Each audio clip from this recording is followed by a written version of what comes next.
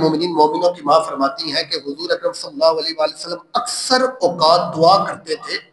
کیا کرتے تھے کہ مولا مجھے مسکینی کے عالم میں رکھ اور مجھے مسکینی کی حالت میں دنیا سے لے جا اور مجھے قیامت کے دن مسکینوں کی جماعت میں اٹھا. حضرت عائشہ فرماتی یہ حضور دعا کرتے تھے تو میں کہتی تھی یا رسول اللہ آپ یہ کیوں کہتے ہیں, یہ کیوں کہتے ہیں, مسکینوں کی زندگی کیوں کہتے ہیں؟ تو حضور نے فرمایا عائشہ سن, جو مسکین ہوں گے نا وہ امیروں سے 40 سال پہلے ہی جنت میں چلے جائیں گے. 40 سال پہلے ہی جنت میں چلے جائیں گے جو مسکین ہوں گے, امیر تو بعد میں جائیں گے. دیکھیں حضور نے اپنے غریبی امتیوں کے ساتھ کتنی محبت کی ہے.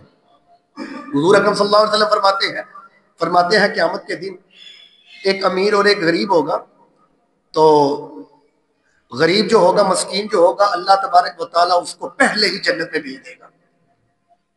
تو پہلے ہی جنت میں چلا جائے گا تو امیر جو ہے وہ دروازے پہ کھڑا ہو جائے گا, اس کو دروازے پر کھڑا کر دیا جائے گا اور ایک عرصہ وہ دروازے پر ہی کھڑا رہے گا امیر.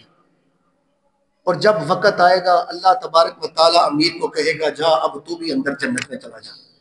جب وہ جنت میں جائے گا تو غریب امیر سے پوچھے گا کہ یار تو ایک عرصہ دروازے پر کھڑا رہا, تیری حالات کیسے ہیں, کیسے وقت گزرا؟ وہ کہتا ہے یار باقی باتوں کو چھوڑو, جو دروازے پہ مجھے کھڑا کیا ہے نا, کھڑے رہنے پر میرا اتنا پسینہ نکلا ہے کہ اگر 1000 پیاسے اونٹ آتے نا تو وہ میرے پسینے سے اپنا پانی جو ہے پورا کر لیتے. 1000 اونٹ آتے تو جتنا پسینہ میرا دروازے پہ کھڑے نکل گیا ہے وہ سارے سیر ہو جاتے. یہ ہے امیر اور غریب کا فرق.